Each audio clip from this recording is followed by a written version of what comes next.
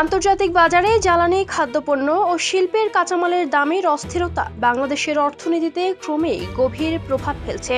Russia Ukraine যুদ্ধ, মধ্যপ্রাচ্যের ভূরাজনৈতিক উত্তেজনা এবং বৈশ্বিক সরবরাহ ব্যবস্থার সংকটের কারণে বিশ্ববাজারে পণ্যের দাম বাড়ছে, যার সরাসরি প্রভাব পড়ছে দেশের নিত্য প্রয়োজনীয় পণ্যের বাজারে।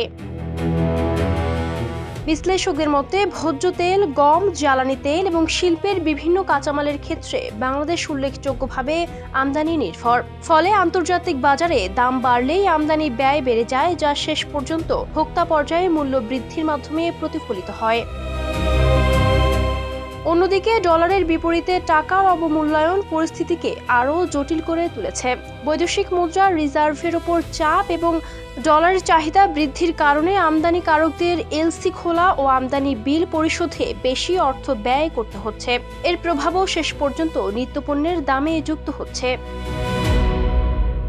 জাতিসংঘের বিশ্ব খাদ্য কর্মসূচি WFP বলছে, উচ্চ মূল্যস্ফীতির কারণে বাংলাদেশের সাধারণ মানুষের প্রকৃত আয় ও ক্রয় ক্ষমতা কমে গেছে। বিশেষ করে নিম্ন ও মধ্যম আয়ের মানুষের জন্য পুষ্টিকর খাদ্য কেনা এবং দৈনন্দিন ব্যয় মেটানো ক্রমেই কঠিন হয়ে উঠছে। পাশাপাশি জ্বালানি ও পরিবহন ব্যয় বেড়ে যাওয়ায় স্থানীয়ভাবে উৎপাদিত পণ্যের দামও ঊর্ধ্বমুখী রয়েছে। অর্থনীতিবিদদের মতে পরিস্থিতি মোকাবিলায় শুধু বৈশ্বিক সংকটের উপর নির্ভর না করে দেশের অভ্যন্তরীণ বাজার ব্যবস্থাপনা আরও কার্যকর করতে হবে। দেশীয় উৎপাদন বৃদ্ধি, সরবরাহ ব্যবস্থার দক্ষতা বাড়ানো, মধ্যস্থতাভোগীদের প্রভাব কমানো এবং বিকল্প উৎস থেকে আমদানির সুযোগ সম্প্রসারণের মাধ্যমে মূল্য চাপ কিছুটা নিয়ন্ত্রণে আনা সম্ভব।